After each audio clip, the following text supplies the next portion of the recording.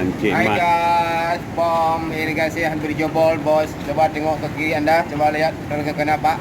Nah, coba tengok hampir jebol dan lagi ya, akan segera diperbaiki. Kapan akan diperbaiki ini Pak? Insyaallah dalam tahun 2001 ya. 2021? Ya.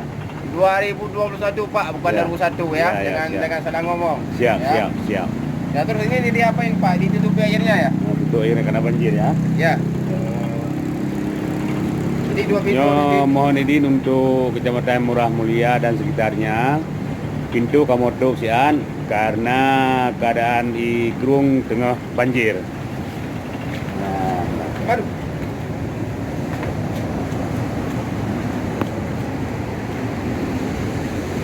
nyamban kakaya baru lihat banjir. Nah, kalian. Nyan dia tengah dia. Beginilah masyarakat Kecamatan Mulia atau komisi irigasi Bumbase saat ini bagaimana hampir jebol. Ya. Nyan itu rabun tengah pedamong. Tadi kamu tutup pintu sian untuk tercegah dan antisipasi baik tamong bak pintu katanya ada.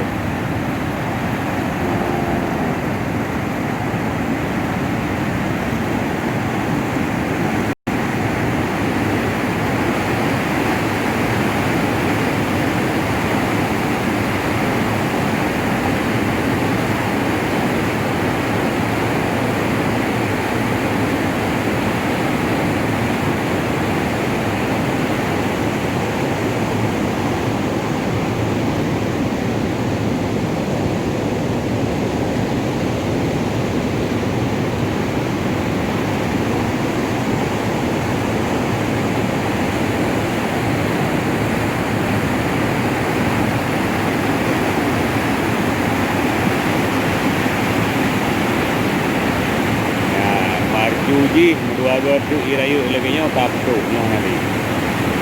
Tak selamat malam. Nah, itu rabun dengan ibu itu.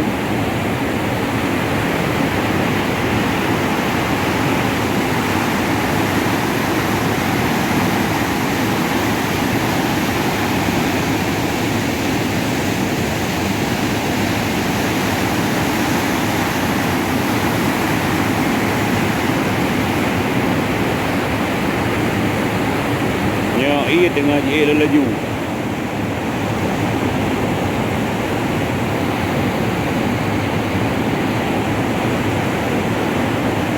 Ngambil dengan karat kemang.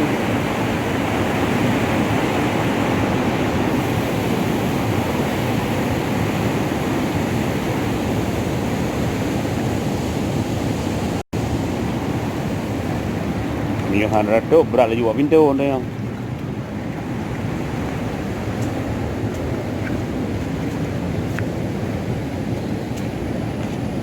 Nyamban keadaan hilang luang tak apa kan.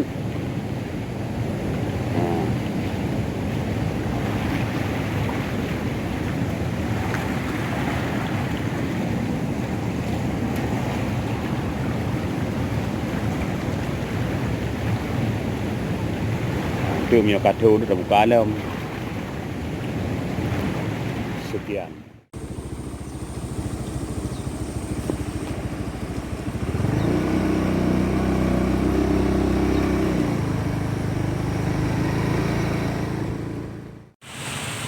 Assalamualaikum warahmatullahi wabarakatuh. Ini kondisi terkini di kilometer 10 nih. Sudah melintasi badan jalan. Tengok nih rumah-rumah penduduk.